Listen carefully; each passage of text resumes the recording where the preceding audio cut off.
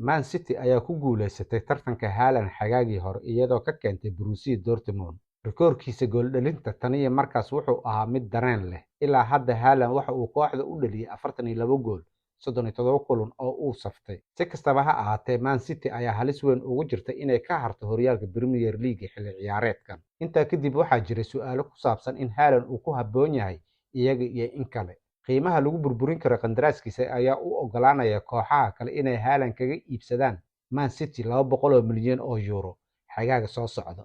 Waqtiga la joogo, Guardiola waa inuu ka shaqeeyaa sidii uu u heli lahaa isku dheelitirnaan sax ah isaga oo kooxda ku jira. Marka loo eego warbixin cusub oo ka soo baxday Football Transfer, inkastoo Haaland uusan ku imaan saxiixa Guardiola, taa beddelkeeda Tshiki Begiristain oo ah agaasimaha Man City ayaa ka dambeeyay keenista xiddiga Norway garoonka Etihad Stadium.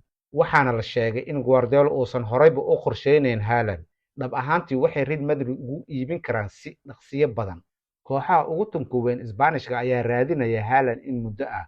Waxay u muuqdaan inay u diyaar garoobayaan tallaabada xigta ee Haaland maadaama uu yahay mudnaantooda koowaad.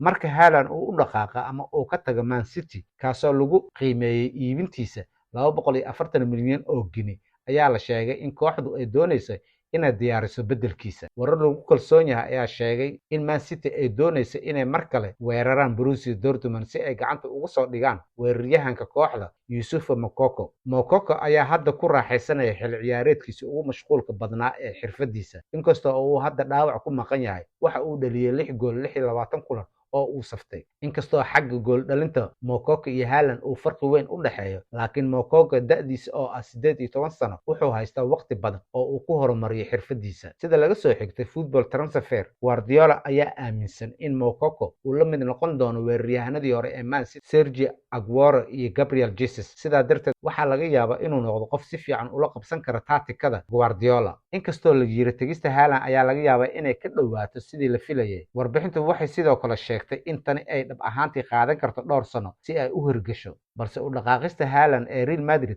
ayaan suuroobeyn xagaagan. Sidaa darteed, Haaland waxay u badan tahay inuu sii wado hogaaminta weerarka kooxda Guardiola mustaqbalka. Si kastaba ha ahaatee, Moukoko waxaa laga yaabaa inuu noqdo mid isha lagu hayo.